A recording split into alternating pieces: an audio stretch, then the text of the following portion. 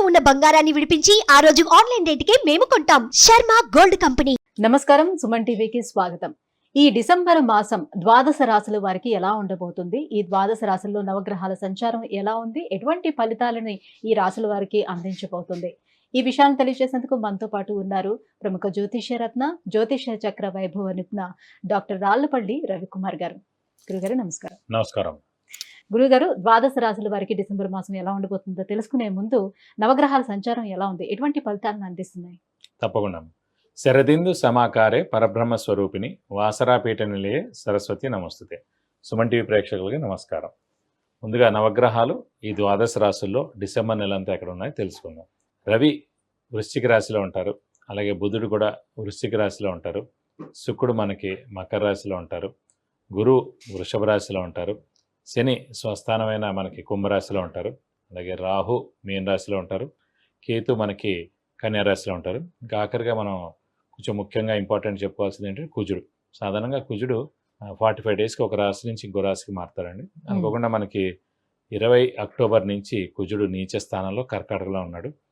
అది వక్రగతి అని మళ్ళీ స్ట్రైట్ కానీ అన్నీ కలిపి ఓవరాల్గా మనకి జనవరి 20 తారీఖు దాకా కుజుడు నీచలోనే ఉంటాడు అన్నమాట. సో కాబట్టి మనం జాగ్రత్తగా ఉండాలి. సో కుజుడు అసలు దేనికి కారకుడు కూడా ఒకసారి తెలుసుకుందాం.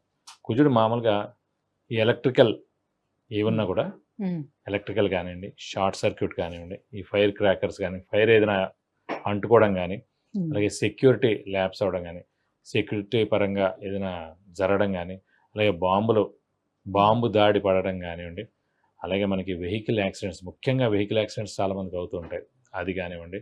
అలాగే పోలీసులు వాళ్ళు కూడా అనవసరంగా ఫైరింగ్ జరగడం, పోలీసులు కూడా కొంతమంది చనిపోవడం కానివ్వండి, అంటే వాళ్ళకి చాలా గాయాలు అవడం కానివ్వండి, ఇలా అన్నీ కూడా జరుగుతుంటాయి. అంటే కుజగ్రహం బాగలేకపోవడం వల్ల జరిగే మామూలుగా కుజుడు రాహుతో కలిసిన, కుజుడు నీచలో ఉన్న ఇవన్నీ జరుగుతాయండి. అలాంటి కుజుడే ప్రస్తుతం గోచారీత్యా మొత్తం ప్రపంచం అంతా కూడా కుజుడు మార్స్ అనేవాడు నీచ స్థానంలో ఉన్నాడు. మనకి జనవరి 2025 21వ తారీఖు దాకా నీచలో ఉంటాడు.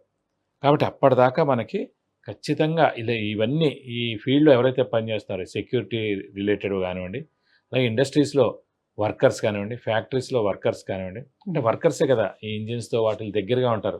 ఎక్కడైనా సరే ప్రొడక్షన్ జరిగే చోట వర్కర్స్కి ఇలాంటివన్నీ జరిగేందుకు అనవసరంగా వాళ్ళకి క్షతగాతులు అవడం కానీ, యాక్సిడెంట్స్ అవ్వడం కానీ, నా కాలు చేయన ఇబ్బంది అవ్వడం కానీ, ఇవన్నీ కూడా జరిగేందుకు అవకాశాలు అనమాట. కాబట్టి కుజుడు నీచలో మటుకు ఖచ్చితంగా మనకి జనవరి 2025 వరకు ఉంటుంది. కాబట్టి కొంచెం జాగ్రత్తగా కర్కాటంలో ఉన్నటువంటి ఈ కుజుడి ప్రభావం ఏ రాశుల మీద ఎక్కువగా ఉంటుంది? దాని ప్రభావం ఎక్కువగా మనకి కర్కాటక రాశి, మెయిన్గా సింహరాశి ప్లస్ మీన రాశి. ఎందుకంటే కర్కాటక రాశికి యోగకారకుడు అయ్యాడు, మనకి సింహరాశికి యోగకారకుడు అయ్యాడు, అలాగే మీన రాశికి యోగకారకుడు అయ్యాడు. కర్కాటక రాశి కంటే పంచమ దశమాధిపతి అయ్యాడు, సింహరాశి కంటే చతుర్థ భాగ్యాధిపతి అయ్యాడు, మీనానికంటే ద్వితీయ భాగ్యాధిపతి అయ్యాడు. కాబట్టి ఈ 3 రాశులు మటుకు జాగ్రత్తగా ఉండాలి. గురుగారు, కర్కాటక రాశి వారికి ఈ నవగ్రహాల స్థితిగతులు ఎలా ఉన్నాయి, డిసెంబర్ మాసం ఎటువంటి ఫలితాలను అందిస్తున్నాయి వీళ్ళకి? కర్కాటక రాశి అనగానే మనకి పునర్వసు 4వ పాదం, పుష్యమి 1, 2, 3, 4 పాదాలు, ఆశ్లేష 1, 2, 3, 4 పాదాలు, ఈ నక్షత్రాల సమూహం అంతా మనకి కర్కాటక రాశిలోకి వస్తుంది. కర్కాటక రాశి వారి ప్రస్తుతం ఏంటంటే రాశ్యాధిపతి అయిన చంద్రుడు బాగానే ఉన్నాడు.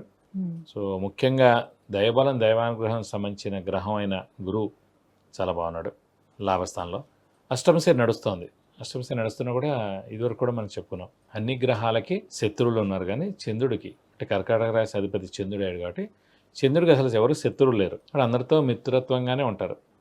కాబట్టి అందుకే ఎక్కువగా కర్కాటక రాశి వారు సాఫ్ట్గా ఉంటారు, హెల్పింగ్ నేచర్ ఉంటుంది, జనాలకి సహాయ సహకారాలు చేస్తారు, అలాంటి పోస్టులో కూడా ఉంటారు వాళ్ళు. కాబట్టి వాడికి అసలు శత్రువులు ఎవరు ఉండరు. కాబట్టి వాళ్ళకి అష్టమశని నడుస్తున్న అంత ఇబ్బంది ఏం కలిగించదు. కాబట్టి ఇంకోటి ఏంటి, అదృష్ట కారకుడు, యోగ కారకుడు, లక్ ఫేవర్ చేసే గ్రహమైన కుజుడు, అంటే పంచమ దశమాధిపతి అయిన కుజుడు మటుకు నీచ స్థానంలో ఉన్నాడు. ఈ కుజుడు నీచ స్థానంలో ఉండడం వల్ల ఏంటంటే డబ్బు ఖర్చు అవ్వడం, హెల్త్ ప్రాబ్లం అవ్వడం, మాట పడటం, అలా కాకుండా కుజుడు కాబట్టి యాక్సిడెంట్ అయ్యేందుకు అవకాశం ఉంది. మనకైనా జరగచ్చు, లేదంటే మన పేరు మీద ఉన్న వెహికల్కి ఎవరో ఫ్రెండ్ తీసుకెళ్లారు, ఆ వెహికల్ ఇక్కడికి వెళ్ళి వస్తాను, ఆ వెహికల్కి జరగచ్చు, మన పేరు మీద ఉంది కాబట్టి ఆ వెహికల్. కాబట్టి కొంచెం జాగ్రత్తగా ఉండాలి. డబ్బు ఖర్చు విపరీతంగా ఉంటుంది, మాట పడటం ఉంటుంది, అలాగే హెల్త్ ప్రాబ్లం ఉంటుంది, యాక్సిడెంట్ కూడా అయ్యేందుకు అవకాశం ఉంది. అంటే ఇది ఇంకా జనవరి 21వ తారీఖు 2025 వరకు ఈ కుజుడు నీచలో ఉన్నాడు. కాబట్టి ఇదేంటి అదృష్టకారకుడు. మెయిన్గా అదృష్టం అనేది లేదనుకోండి, ఆటోమేటిక్గా సో ప్రాబ్లం ఒక 2 నెలల పాటు జాగ్రత్తగా ఉండాలి. చాలా జాగ్రత్తగా ఉండాలి. కర్కాటక ముఖ్యంగా 3 రాసులు కర్కాటకం, సింహం, మీనం. సో కర్కాటక మటుకు ఖచ్చితంగా, ఎందుకంటే అష్టమ శని కూడా నడుస్తున్నాడు. సింహానికి అంటే పర్వాలేదు, కానీ కర్కాటక రాశికి అయితే అష్టమ శని కూడా నడుస్తాం కాబట్టి కొంచెం డబుల్ ఇంపాక్ట్ ఉంటుంది అన్నమాట.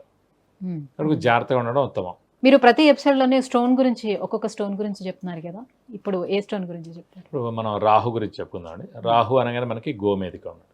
సాధారణంగా రాహు ఏంటంటే చాలా ధైర్యంగా ఉండడం. చాలామంది వెహికల్ డ్రైవింగ్ చేస్తారు చూడండి, వాళ్ళు కుజుడు చాలా స్ట్రాంగ్గా ఉండడం, లేదంటే రాహు చాలా స్ట్రాంగ్గా ఉండడం అలా చేస్తారు. కుజుడు స్ట్రాంగ్గా ఉన్నవాడు స్పీడ్గా నడుపుతాడు, ర్యాష్ కాదు. కానీ రాహు దశ నడుస్తున్నవాడు, రాహు బాలేనివాడు ఎవడైతే వాడు చాలా ర్యాష్గా నడుపుతాడు. వాడు ఖచ్చితంగా యాక్సిడెంట్ చేయడానికి, వాడు అవసరమైతే పోవడానికి అన్నట్టే నడుపుతాడు అన్నమాట. సో అలాంటి రాహుకి సంబంధించిన గోమేధికం నిజంగా అవసరమైతేనే వాడు పెట్టుకోవాలి. ఇప్పుడు సాధారణంగా అందరూ ఇప్పుడు రాహు దశ నడుస్తుంది, రాహుకి ఏం చేస్తారు? సాధారణంగా అమ్మవారిని పూజించడం, అంటే రాహుకి 18,000 సార్లు జపం చేయించి మినపప్పు కేజీంపావు దానం ఇవ్వడం అంటారు. కానీ స్టోన్ మటుకు గోమేధికం పెట్టుకోవాలంటారు. సో అందరూ పెట్టుకోవాల్సిన రూల్ ఏం లేదు. ఆ రాహు నిజంగా అంటే వయసు పట్టండి, 30 ఏళ్ల లోపల అనుకోండి, చదువు, ఉద్యోగం టైం, అది వివాహం టైం, అప్పుడు ఖచ్చితంగా పెట్టుకోవాలి. 30 దాటి రాహుదశ నడుస్తున్నప్పుడు అక్కర్లేదు. అది ఓన్లీ అమ్మవారిని పూజించడం, జపం చేయించుకోవడం, దానం చేస్తే చాలు, అప్పుడు స్టోన్ అక్కర్లేదు. సాధారణంగా బర్త్ స్టోన్ అంటారు. బర్త్ స్టోన్ అంటే ఏంటి? ఆరుద్ర నక్షత్రంలో పుట్టిన, స్వాతి నక్షత్రంలో పుట్టిన, శతభిష నక్షత్రం. సో 3 నక్షత్రాల అధిపతి రాహు ఎవరైతే ఉన్నాడో, ఒకటి ఆరుద్ర, ఒకటి శతభిషం, ఒకటి స్వాతి, ఈ 3 నక్షత్రాల అధిపతి రాహు అయ్యాడు. కాబట్టి ఈ నక్షత్రంలో ఎవరు పుట్టినా కూడా గోమేధికం పెట్టుకోవాలంటారు. సో అది అక్కర్లేదండి, బై బర్త్ అది అయింది, కానీ తర్వాత అంతా మీకు జరిగిపోతూ ఉంటుంది, మారుతూ ఉంటుంది. సో అది పెట్టుకోవాల్సిన రూల్ ఏం లేదు. మీకు ఒకటి పాపగ్రహం, పాపగ్రహానికి సంబంధించిన ప్లానెట్ స్టోన్ మనం పెట్టుకోక్కర్లేదు. కాబట్టి అందుకే చెప్తాను, చిన్న వయసులో ఏంటంటే విద్యకి ఆటంకం కలగడం, విద్యలో ఇంట్రెస్ట్ చూపించకపోవడం, బద్ధకం పెరగడం, లెథార్జీ పెరగడం, ఇవన్నీ రాహు చేస్తాడనమాట. కల్చర్, కస్టమ్, ట్రెడిషన్స్కి దూరంగా ఉండడం, ర్యాష్ డ్రైవింగ్, మాట విసరడం, తల్లిదండ్రులను కూడా రెస్పెక్ట్ ఇవ్వకపోవడం, చుట్టాలు వచ్చిన, ఫ్రెండ్స్ వచ్చిన మాట వేరేగా మాట్లాడడం, ఇవన్నీ జరుగుతుంటాయి. అవన్నీ చదువుకునే టైంలో రాహు దశ ఎవరికైతే ఉందో అవన్నీ జరుగుతాయి అన్నమాట. మళ్ళీ ఇదే రాహు మెడిసిన్ కూడా కారకుడు. ఎవరికైతే రాహు దశ నడుస్తుందో వాళ్ళు చాలామంది, మెజారిటీ 75% మెడిసిన్ చేస్తూ ఉంటారు. మరి రాహు వైద్య వృత్తికి కారకుడు అన్నమాట. కాబట్టి అప్పుడు మనం స్టోన్ పెట్టుకోవాలి. ఎప్పుడు ఆ చదువుకునే దశ అయితే కనుక, కనీసం ఉద్యోగ దశ నడుస్తే కనుక, తర్వాత 30 years 35 years తర్వాత అయితే ఈ స్టోన్ అవసరం లేదు. అలా చూసి పెట్టుకుంటే మంచిది. గురుగారు, మరి కర్కాటక రాశి వారికి ఈ డిసెంబర్ మాసంలో వివాహాది శుభకార్యాలు ఫలిస్తాయి ఆ ప్రయత్నాలు చేస్తే? అలాగే గృహయోగం అనేది ఉంటుందా? ఖచ్చితంగా అండి, ఎందుకంటే మనకి లాభస్థానంలో గురువు ఉన్నాడు కాబట్టి ఖచ్చితంగా మనం వివాహంకి ట్రై చేయొచ్చు. అంటే వివాహ విషయంలో మనం గట్టిగా ప్రయత్నిస్తేనగా, మానవ ప్రయత్నం చేస్తే తప్పకుండా వివాహం అవుతుంది. అలాగే ఆడపిల్ల అయితే ఖచ్చితంగా 100% అవుతుంది. ఎందుకంటే వాళ్ళకి అష్టమ శని కూడా నడుస్తుంది. అష్టమ శని అంటేనే స్థానచలనం. స్థానచలనం అమ్మాయికి ఎప్పుడవుతుంది? వివాహంతో అత్తగారి ఇంటికి వెళ్ళడం ద్వారా అవుతుంది. కాబట్టి ఆడపిల్లలు ఎవరైనా ఉన్నా, అలాగే మగవాళ్ళు ఎవరైనా కూడా గట్టిగా వాళ్ళు మానవ ప్రయత్నం చేస్తాను ఖచ్చితంగా వివాహానికి అవకాశం ఉంది. ఇంకోటి ఏం అడిగారు? గృహయోగం. గృహయోగం అనేది ఏంటంటే ప్రస్తుతం 50-50 అండి.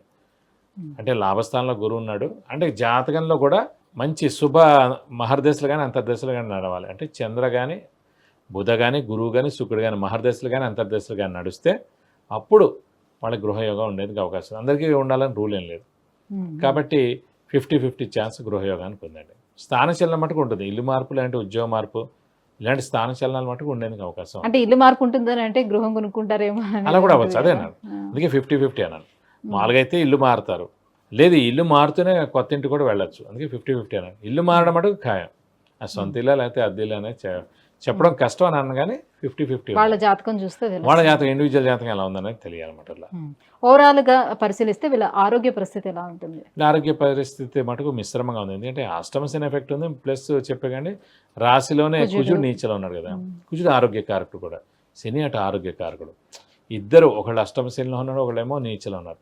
అంటే ఆరోగ్యం విషయం మటుకు కొంచెం ఈ 2 నెలలకు జాగ్రత్తగా ఉంటే ఉత్తమం. గురుగారు, మరి ఎటువంటి పరిహారాలను పాటించుకుంటే ఇంకా బాగుంటుంది? ప్రస్తుతం మటుకు శనిని పక్క పెట్టి, ఎందుకంటే శని స్వస్థానంలో ఉన్నాడు కాబట్టి అంత నష్టం చేయకూర్చడు. ప్లస్ లాస్ట్కి వచ్చేసింది కాబట్టి అంత నష్టం ఏం చేయడం, ఎందుకంటే ఏప్రిల్తో వెళ్ళిపోతుంది నష్టం శని. కర్కాటక రాశికి చంద్రుడు అధిపతి కాబట్టి చంద్రుడికి ఎవరు శత్రులు లేరు కాబట్టి అలా కూడా దోషం లేదు. కానీ కుజుడు నీచత్వం మటు ఖచ్చితంగా ఉంటుందండి. కాబట్టి మెయిన్గా ప్రతి మంగళవారం, ప్రస్తుతం 2 నెలల మటు ప్రతి మంగళవారం ఉపవాసం ఉంటే చాలా మంచిది. అలాగే సుబ్రహ్మణ్య స్వామి అష్టోత్తరం రోజు చదువుకుంటే మంచిది. అలాగే స్కందగిరి టెంపుల్లో ఇక్కడ పద్మారావు నగర్లో హోమం మరియు అభిషేకం సుబ్రహ్మణ్య స్వామికి ఒకసారి చేయిస్తే చాలా మంచిది. ఇంకా మనకి ఏదో బాగా ఇదిగా ఉంది అనిపిస్తే మటుకు ఖచ్చితంగా కుజుడికి 7,000 సార్లు జపం చేయించి కందిపప్పు కేజీంపావు, ఒక రెడ్ లుంగి, 1000 రూపాయల వర్త్ గోల్డ్ ఐటమ్ దానం ఇస్తాను, దోషం మొత్తం తొలగిపోతుంది. విద్య, ఉద్యోగం, వివాహం, ఆరోగ్యం, ఐశ్వర్యం, వాహనం, విదేశీయానం వీటన్నిటి గురించి తెలుసుకోవాలంటే కింద స్క్రోల్ అవుతున్నటువంటి నెంబర్కి కాల్ చేసి గురుగారి అపాయింట్మెంట్ పొందవచ్చు. గురుగారు, కర్కాటక రాశి వారికి డిసెంబర్ మాసం ఎలా ఉండబోతుందనే విషయాన్ని తెలియజేసినందుకు ధన్యవాదాలండి. నమస్కారం.